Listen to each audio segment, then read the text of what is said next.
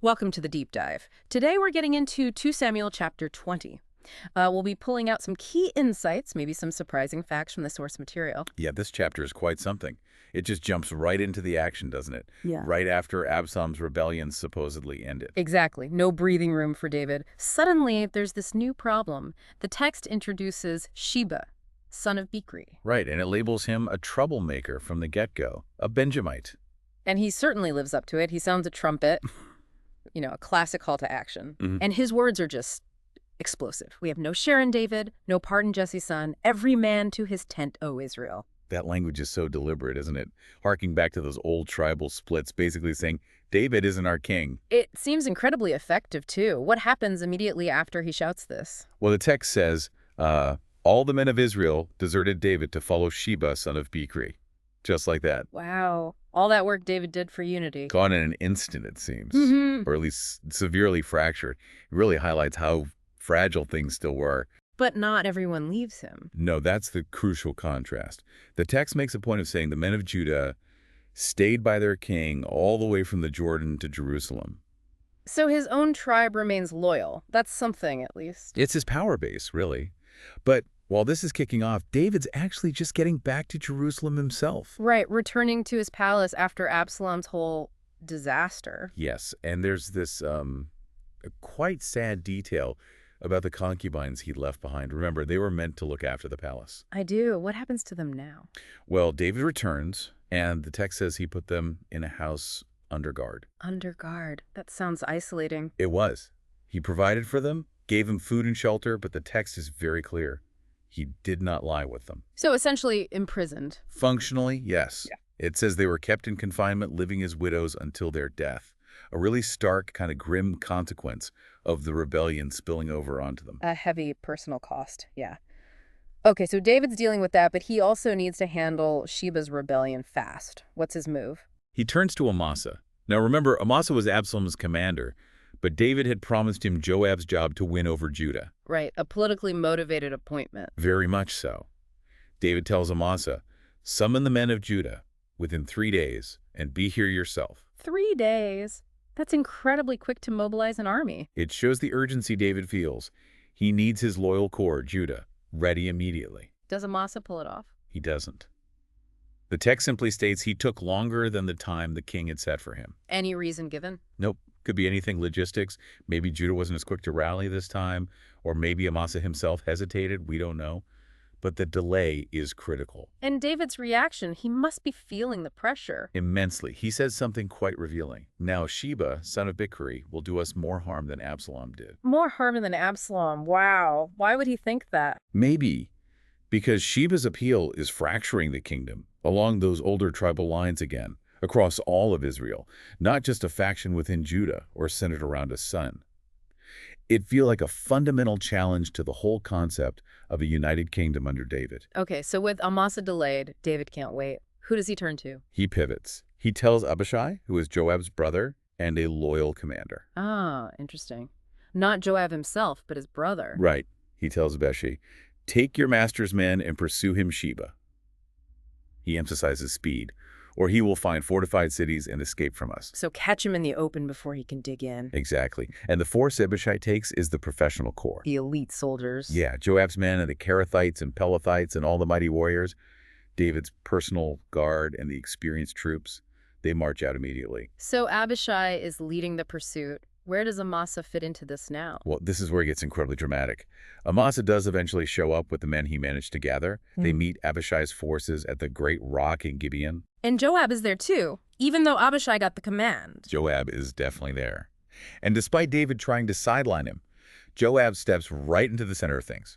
The text even describes his outfit. His outfit? Why? It feels significant. He's wearing his military tunic, belt, and importantly, a dagger in his sheath strapped over the tunic. Okay. And then this really peculiar detail. As he stepped forward, it dropped out of its sheath. The dagger just falls out by accident, right? The text doesn't explicitly say accident or on purpose. Yeah. But given what happens next, it feels very calculated. Maybe it lessens it, makes it ready, or maybe it's a slight distraction, makes his hands look busy, Okay, I see. So Joab approaches Amasa. How does he greet him? They're rivals, but also cousins, right? They are cousins, yes. Yeah. Joab puts on this display of warmth. "How are you, my brother?" he says. My brother, huh? Yeah. And then he took Amasa by the beard with his right hand to kiss him. Now, taking someone by the beard could be a sign of respect or greeting. So it looks like a friendly, maybe even reconciliatory gesture. It looks like it. He also gets him close and, well, holds Amaka's head steady. And Amasa. Does he suspect anything? Apparently not. The text highlights this. Amasa was not on his guard against the dagger in Joab's hand. He completely missed the danger. Oh boy. What happens? It's brutal and incredibly fast. While holding him by the beard, Joab uses his other hand, the one near the cord, conveniently dropped or loosened dagger and plunged it into his belly. Just like that. Just like that. The description is graphic. His intestines spilled out on the ground, and it adds, without being stabbed again, Amasa died. One efficient, lethal strike. Wow. Ruthless.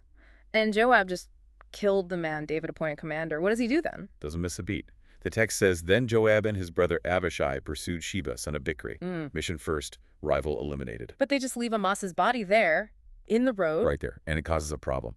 One of Joab's men stands by the body trying to rally the troops coming up behind them. Rally them. He shouts, whoever favors Joab and whoever is for David, let him follow Joab. It's an immediate power play, aligning Joab with loyalty to David even after this murder. But the body itself is an issue, isn't it? A major issue. The text says Amasa was wallowing in his blood in the middle of the road, and the man saw that all the troops came to a halt there. Everyone just stops. Yeah, the sight is literally stopping the army. It's a bottleneck, physically and psychologically. So what does Joab's man do? He realizes the problem. Everyone who came up to Amasa stopped. So he takes practical, if grim, action. He dragged him from the road into a field and threw a garment over him. Get him out of sight, basically. Exactly. Cover it up, remove the obstacle. And does that work? Does the army move on? It does. After Amasa had been removed from the road, all the men went on with Joab to pursue Sheba, son of Bichri. So Joab is now firmly back in command, leading the pursuit. Where has Sheba gone in the meantime? Sheba's been heading north, rallying support as he goes. Through all the tribes of Israel, the text says, eventually reaching a city called Abel Beth Makkah. He also gathered followers from the region of the Berites. Abel Beth Makkah. Sounds like a strong place. It seems to be a fortified city, yes. And that's where Joab finally corners him. So a siege begins. A full-on siege. Joab's troops surround the city. The text describes them building a siege ramp right up against the outer wall. Trying to get level with the fortifications. Right. And while doing that, they were battering the wall to bring it down. They're preparing to assault the city. It looks like it's going to end violently. Okay, so the situation is tense. City under siege, walls being battered. But then something shifts. Someone unexpected intervenes. The text calls her simply a wise woman. She calls out from the city wall. A wise woman, not a mayor or a military leader. No, just a wise woman. And she takes the initiative, asks to speak directly to Joab. Does Joab agree to talk? He does. She calls out, checks if it's him, he confirms.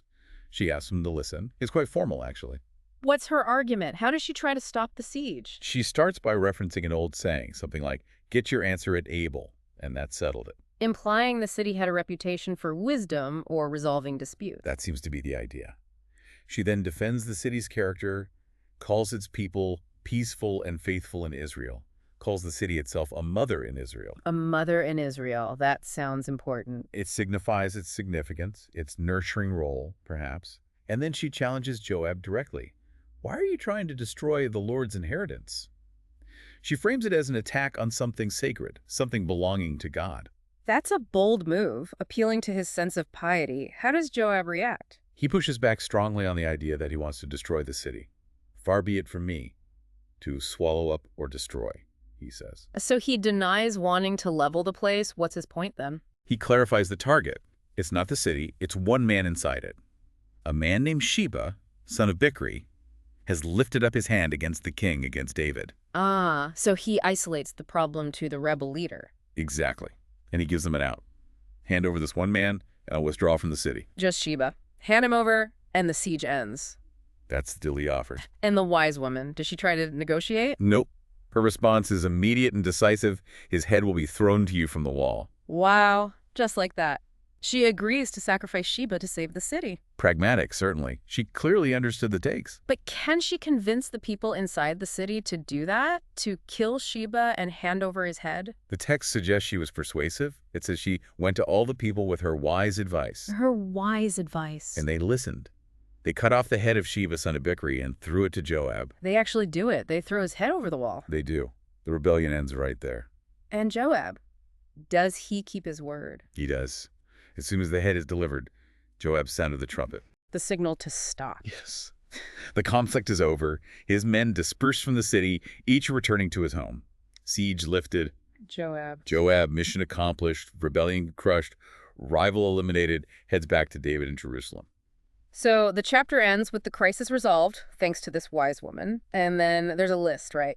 A list of officials. Yeah, the final verses kind of reset the scene, listing David's cabinet, as it were, after all this upheaval. It confirms the power structure. And Joab is definitely on that list, despite the whole Amasa incident. Top of the list, militarily speaking. Joab was over Israel's entire army. His actions, however ruthless, secured his position. Who else is mentioned? Benaiah, son of Jehoiada, he's over the Kerethites and Pelethites, David's personal bodyguard. Okay. Adoniram is in charge of forced labor. Jehoshaphat is the recorder. Sheva is the secretary. Standard administrative rules. Right. And then the priests, Zadok and Abiathar, are both still listed. Right. And interestingly, another figure, Ira the Jairite, is also called David's priest. So a snapshot of the government stabilizing after the storm. Okay, let's step back. What does this whole chapter really show us? What are the big takeaways here? Well, for me, the sheer speed of things is striking. How quickly unity can collapse with just one person shouting the right or wrong thing. That fragility is really apparent. Yeah, the kingdom feels quite volatile, and the personal stuff is intense. Joab and Amasa. That's just cold. It's incredibly cold. The betrayal masked as a greeting, the efficiency of the kill. It speaks volumes about the stakes and the ruthlessness involved in maintaining power near David. And you have to wonder about Amasa, why wasn't he more careful? Joab had every reason to resent him. It's a stark reminder about political realities, isn't it? Maybe Amasa believed David's appointment would protect him, or maybe Joab's performance was just that convincing. That detail about the body stopping the army is also powerful. It grounds all the political maneuvering in this very visceral human reaction to death. Absolutely. It's a moment where the brutal reality interrupts the military campaign. They had to physically move the consequence of Joab's actions out of the way to proceed. And then you contrast that brutality with what happens at Abel Beth Makkah. Exactly. You have Joab, the ultimate military force, ready to potentially destroy a city. But the solution comes not from more force, but from wisdom, from negotiation. From this unnamed woman on the wall. Right. She uses reason, appeals to shared values, identifies the core problem, and proposes a solution that achieves Joab's objective without mass destruction. It really highlights that brute force isn't always the only or even the best answer. Sometimes intelligence and diplomacy win the day. It poses that question beautifully. What constitutes effective leadership in a crisis? Is it Joab's decisive, violent action, or the wise woman's shrewd negotiation that saves lives? The chapter presents both, almost side by side. So we see the instability, the deadly rivalries, the consequences of past actions playing out, but also these moments of unexpected wisdom offering different paths. Yeah, it's a complex picture of leadership, loyalty, betrayal, and the different ways conflicts can be resolved or escalated. Joab solves problems with a dagger. The wise woman solves one with words. It leaves you thinking. So as you reflect on 2 Samuel 20, maybe consider this. Where do we find real solutions when things get tough? Is it always within the expected channels of power, the generals and the politicians? Or does wisdom sometimes emerge from less obvious places? And how much do those swift, decisive actions, like Joab's, ultimately shape the world, for better or worse, compared to careful counsel?